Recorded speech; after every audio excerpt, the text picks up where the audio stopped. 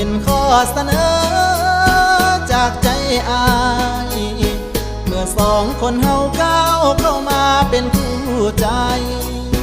อย่าได้วางแผนสร้างคะแนนเพื่อหลอกใช้เจ้าอย่ามองว่าคนคืออายเป็นดอกไม้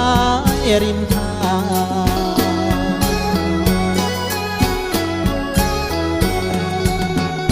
โอ้ค้างมาหลายแล้ว